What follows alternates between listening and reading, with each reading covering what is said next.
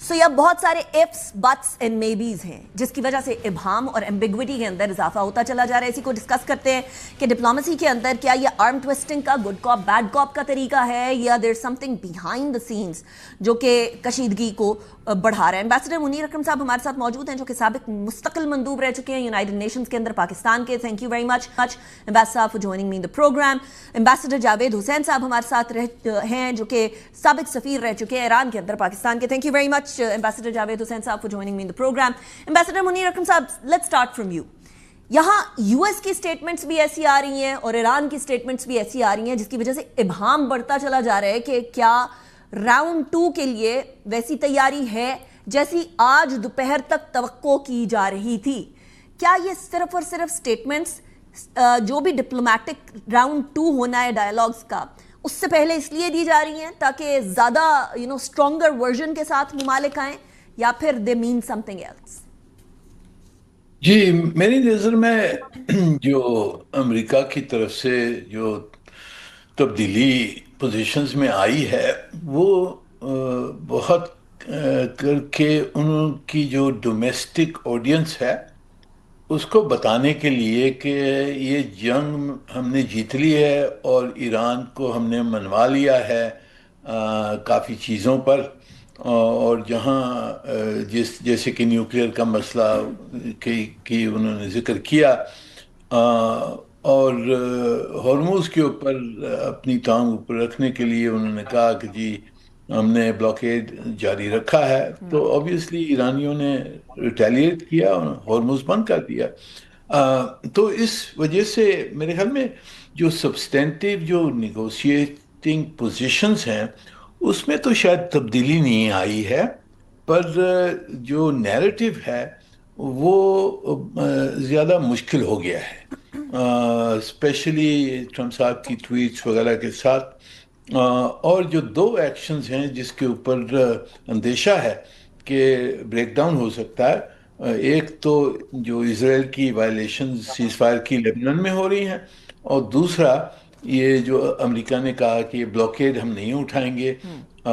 یہ بھی میرے خیال میں مشکلات پیش کر سکتا ہے اس کے لیے معاہدے کی. رائٹ. ایمبیسڈر جاوید حسین صاحب دوسری طرف ایران کا جو ریٹیلیشن یا ریئیکشن ہے وہ بھی کوئی سافٹ نہیں ہے. نائدر آف دا پارٹی یہ چاہتی ہے کہ وہ کمزور دکھے اس ساری صورتحال کے اندر لیکن وہاں سے بھی ان کی بلاکیڈ بھی برقرار ہونا اینڈ دین ٹرمپ کی طرف سے یو ایس کی بلاکیڈ بھی برقرار رہنا. یہ تو ہم واپس ریورس گیئر میں نہیں چلے گئے یا ڈو یو تھنک کہ یہ صرف اسپیکٹیکل؟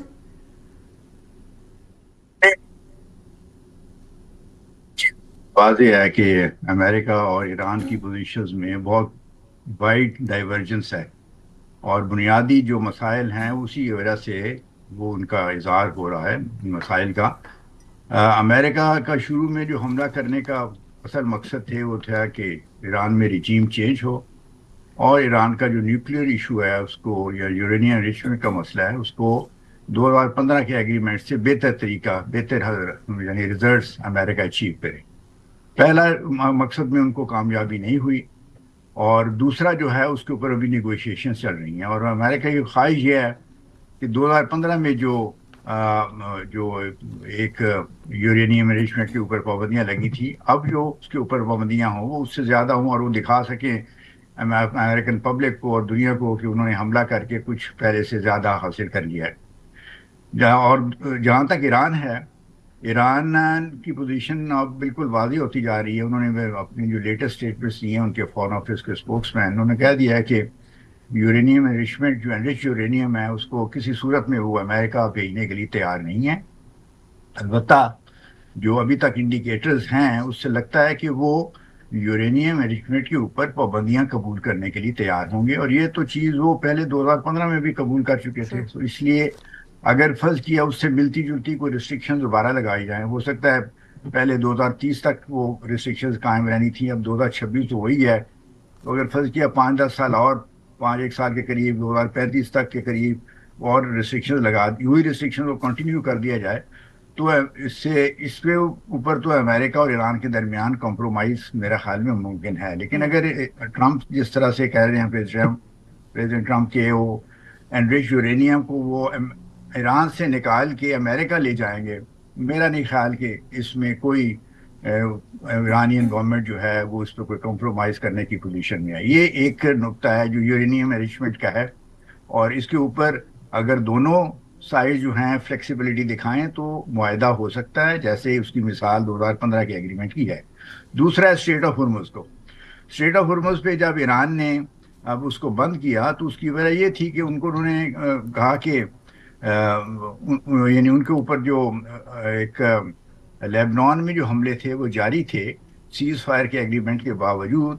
تو ان کی ڈیمانڈ یہ تھی کہ جب لیبنان میں سیز فائر ہونا چاہیے، اور ورنہ وہ پھر انہوں نے جو ایک فیصلہ کیا اسٹریٹ آف ہرمز کو بند کرنے کا، انہوں نے اس کو امپلیمنٹ کر دیا.